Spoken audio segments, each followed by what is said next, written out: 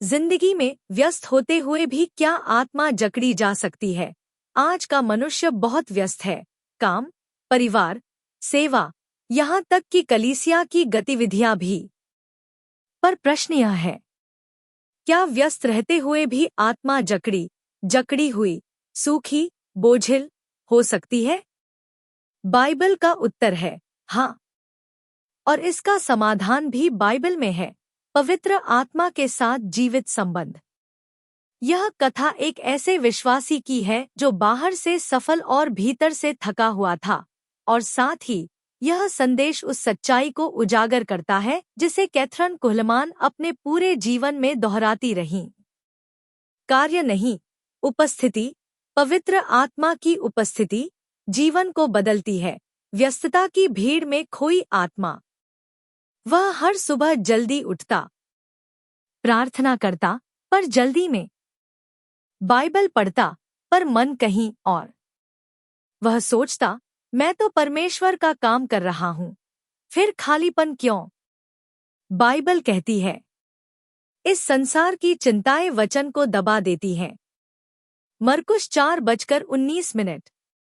यह दबाव पाप से नहीं, व्यस्तता से आया था। मरियम और मार्था की चेतावनी।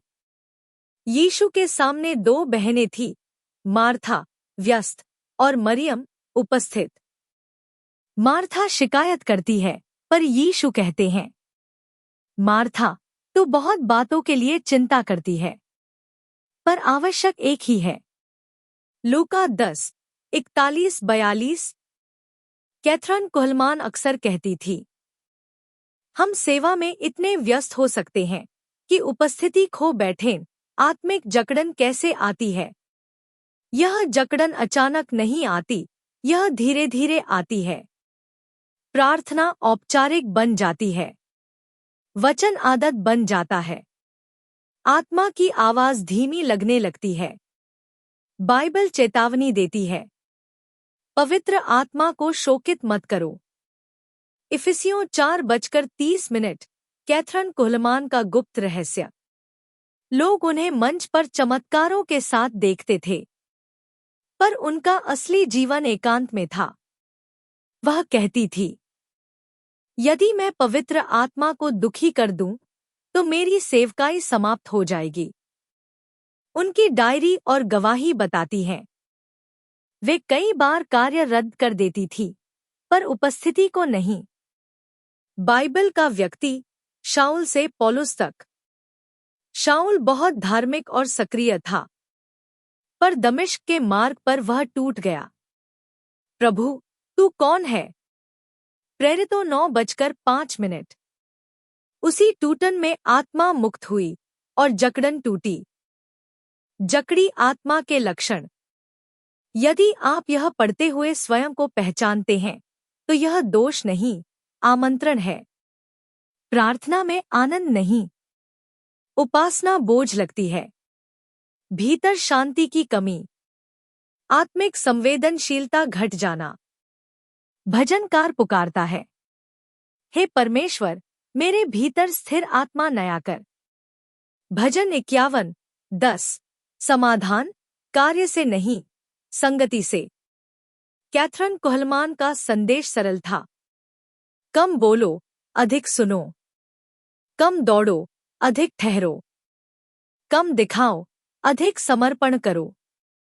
यीशु कहते हैं, मेरे बिना तुम कुछ नहीं कर सकते। यूहन्ना 15:05। आज के लिए बुलाहट। परमेश्वर आपसे यह नहीं पूछ रहा, तुम कितने व्यस्त हो। वह पूछ रहा है, क्या तुम मेरे साथ हो? ठहरो और जानो कि मैं ही परमेश्वर हूँ। भजन 46:10। भीतर की चुप पुकार। वह व्यक्ति अब भी वही काम कर रहा था, प्रार्थना, सेवा, जिम्मेदारियां। पर एक दिन उसने महसूस किया, उसकी आत्मा रो रही है, पर आवाज नहीं निकल रही।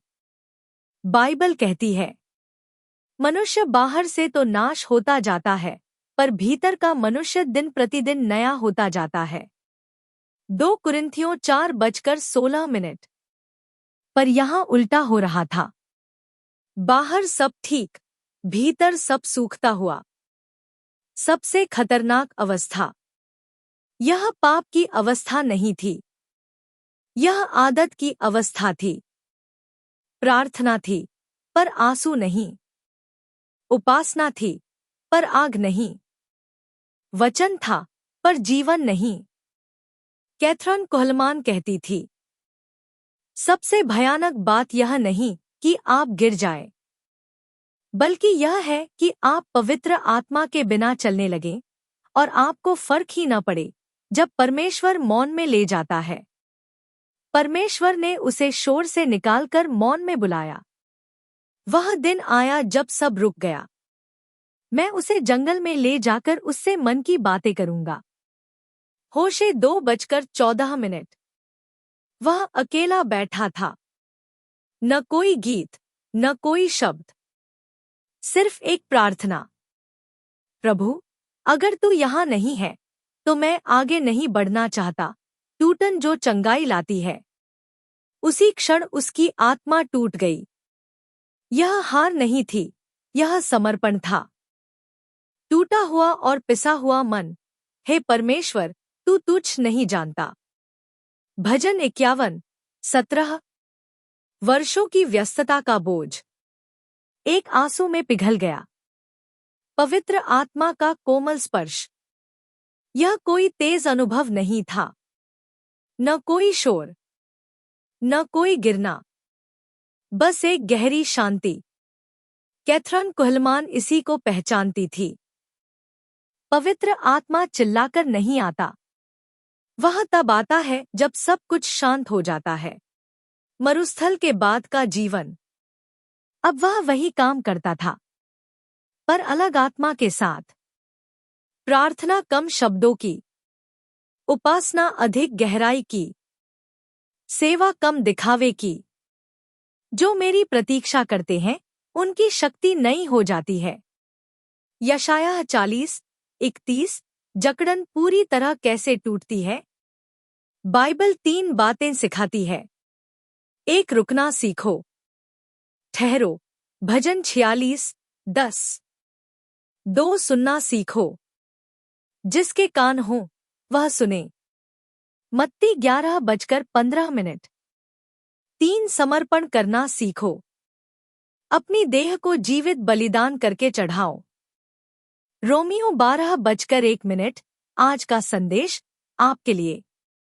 यदि आप बहुत व्यस्त हैं पर भीतर खाली हैं तो यह डांट नहीं, बुलाहट है।